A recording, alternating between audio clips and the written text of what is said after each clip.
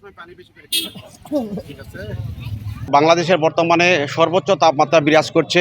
আমাদের বদলগাছি মহাদেবপুরের মাননীয় সংসদ সদস্য জননেতা জনাব ফজলে হুদা বাবুল ভাইয়ের নির্দেশে এই যে গরমের মাঝে সাধারণ মানুষের পাশে দাঁড়ানোর আমাদেরকে নির্দেশ দিয়েছে। তার এই ফজলে হুদা বাবুল ভাইয়ের নির্দেশেই আমরা এই সারাদিন যারা রোদের মধ্যে থাকে, বিশেষ করে রিক্সা ভ্যান শ্রমিক যারা, এরা সারাদিন রোদের মধ্যে থাকে, এরাই সাধারণত হিট স্ট্রোকের সম্ভাবনা বেশি, এদের পানি শূন্যতা হওয়ার সম্ভাবনা এদের বেশি। এই কারণে আমাদের এমপি মহোদয়ের নির্দেশে আমরা এই রিক্সা শ্রমিকদের মাঝে খাবার স্যালাইন এবং পানি বিতরণ করছি। এই পানির বোতলটা সে সংরক্ষণ করবে এবং যেখানে টিউবওয়েল পাবে সেখানে আবার পানি সংরক্ষণ করে আবার সে পানি সেবন করবে, যাতে করে সে সারাদিনের যে এই যে ঘামের মাধ্যমে আপনারা জানেন পর্যাপ্ত পানি শরীর থেকে বের হয়ে যাচ্ছে। এই পানি শূন্যতাকে পূরণের জন্য আমাদের এই ছোট্ট আয়োজন।